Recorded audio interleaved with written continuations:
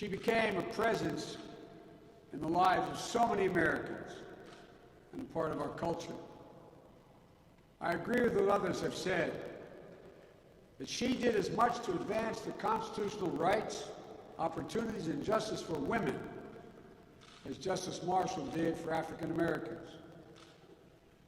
Yes, there was humor in mentions of the notorious RBG and her impressive exercise routines, but there was so much more. She was, to use an overused word, a trailblazer, a role model, a source of hope, and a powerful voice for justice. She was proof that courage and conviction and moral clarity can change not only the law, can change our culture, can change the world. And I believe in the days and months and years ahead, excuse me, she will continue to inspire millions of Americans all across this country. And together, we can and we will continue to be a voice for justice in her name. Her granddaughter said yesterday, and said publicly, that her dying words were, quote, "My most fervent wish is that I not be replaced until a new president is installed." As a nation, our country, at a crossroads. There's so much at stake. The right to health care, clean air, clean water, the environment, equal pay for equal work, the rights of voters, immigrants, women, workers. And right now, our country faces a choice about whether we will come back from the brink. That's what I'd like to talk with you about for a few minutes today.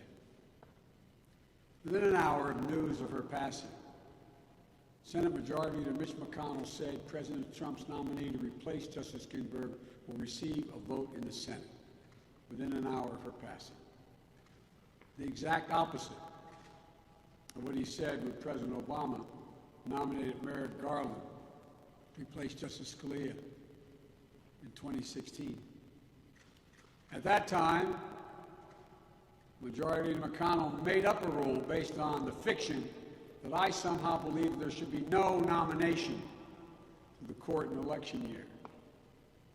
It's ridiculous. The only rule I've ever followed relating to the Supreme Court nomination was the Constitution's obligation for senators to provide their advice and their consent to a president's judicial nominee. But he created a new rule, the McConnell rule. Absolutely no hearing, no vote for a nominee in an election year. Period. No caveats. And many Republican senators agreed with him, including then Chairman of the Judiciary Committee, Chuck Grassley of Iowa, including the current Chairman of the Senate Judiciary Committee, Lindsey Graham of South Carolina, who at the time said, and I'll quote verbatim, here's what he said, quote, "I want you to use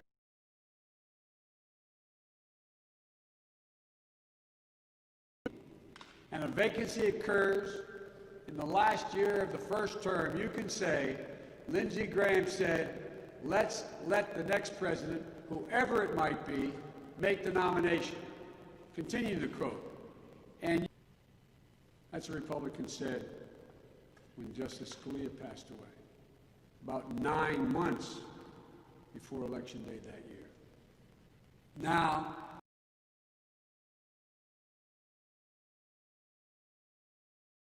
election this year.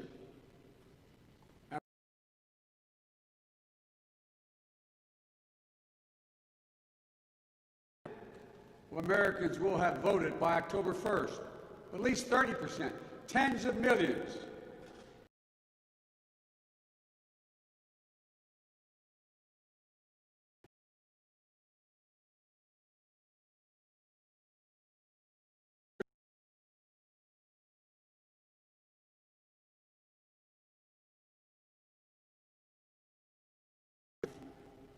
I'm not speaking that President Trump will do whatever he wants.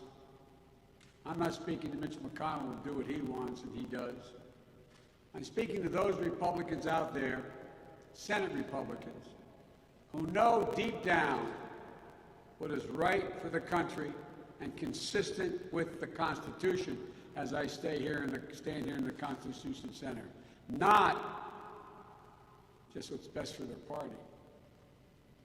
I'm speaking for millions of Americans out there who already have voted and continue to vote, and will have many more have voted by the time this process is finished.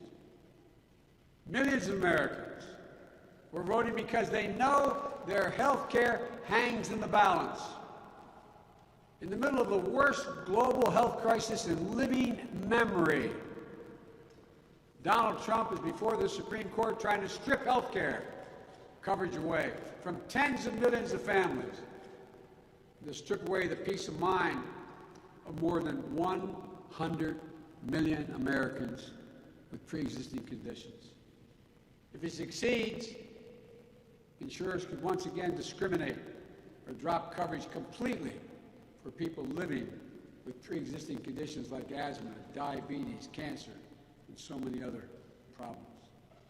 And perhaps, most cruelly of all, if Donald Trump has his way, the complications from COVID-19, which are well beyond what they should be. It's estimated that 200 million people have died, probably by the time I finish deniable pre-existing condition for over 6 million Americans who've already contracted the disease. Millions of Americans are also voting because they don't want nearly half a century of legal precedent to be overturned and lose the right to choose. Millions of Americans who are at risk of losing their right to vote. Millions of dreamers who are at risk of being expelled from the only country they have ever known. Millions of workers, union workers, who are at risk of losing their right to collectively bargain.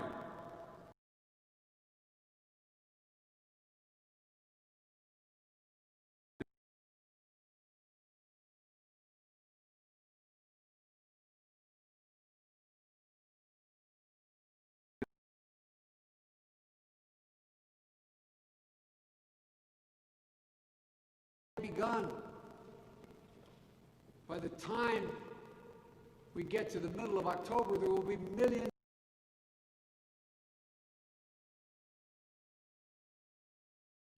All votes of this nation will be heard.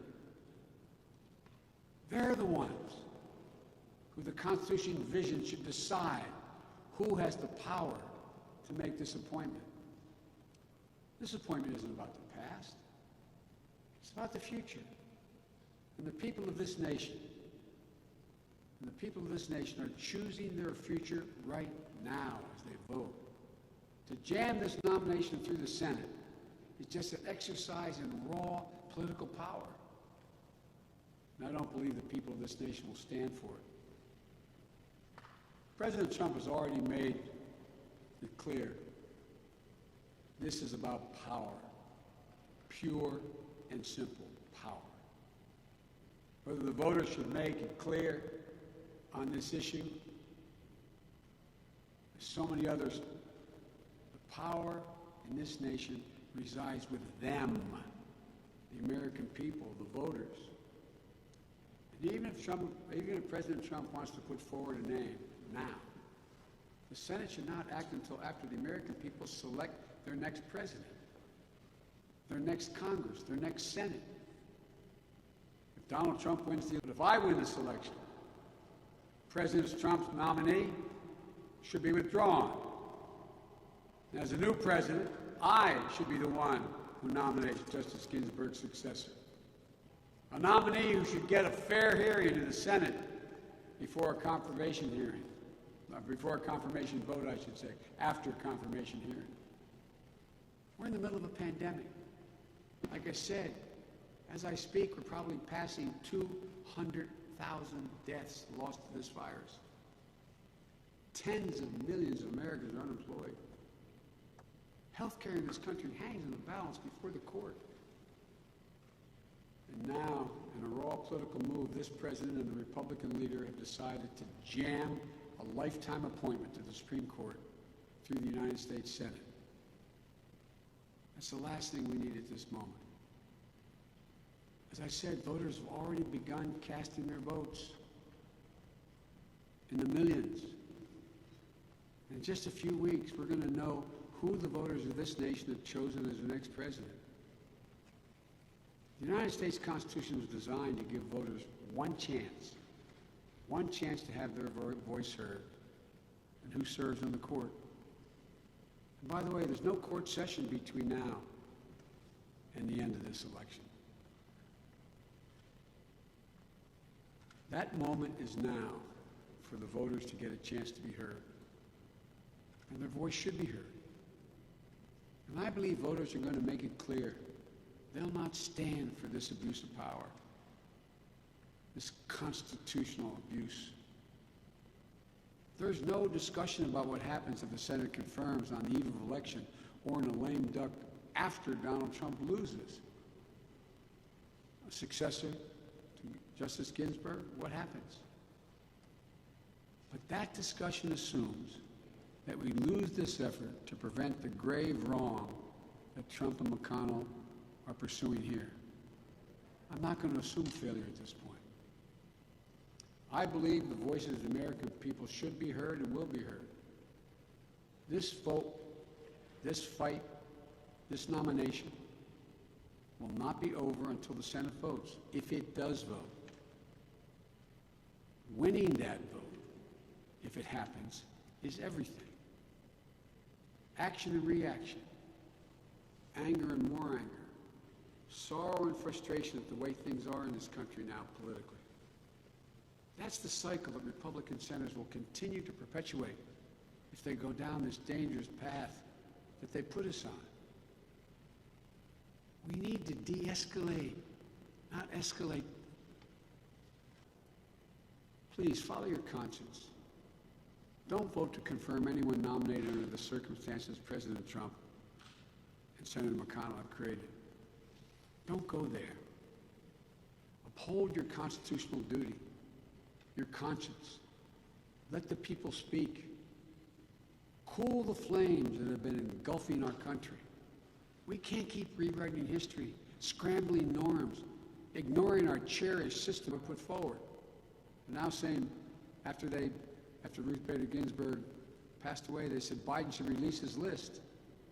It's no wonder the Trump campaign asked that I release the list only after she passed away. It's a game for them. It's a play to gin up emotions and anger. There's a reason why no presidential candidate, other than Donald Trump, has ever done such a thing.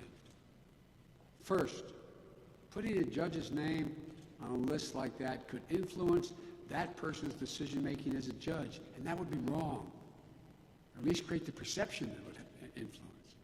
Second, anyone put on a list like that under these circumstances will be subject to unrelenting political attacks, because any nominee I would select would not get a hearing until 2021 at the earliest.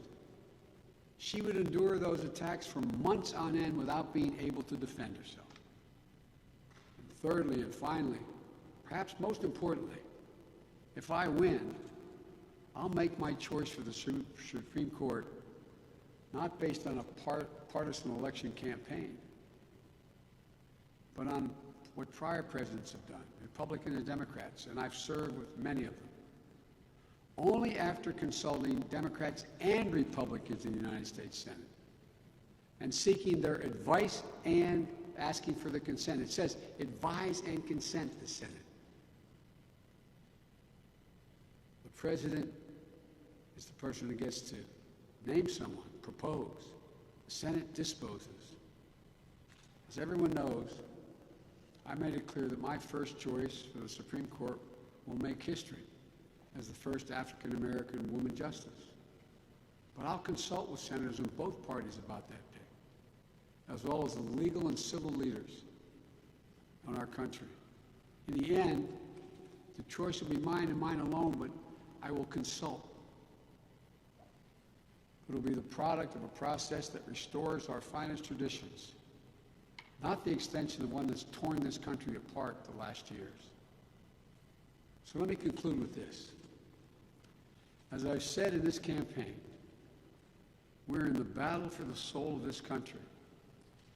We face historic crises, once-in-a-generation pandemic, a devastating economic recession, the rise of white supremacy that the FBI directors warned us against, unseen since the 60s, and a reckoning on race that's long overdue, a challenging climate, a changing climate that is ravaging our nation and the world as we speak.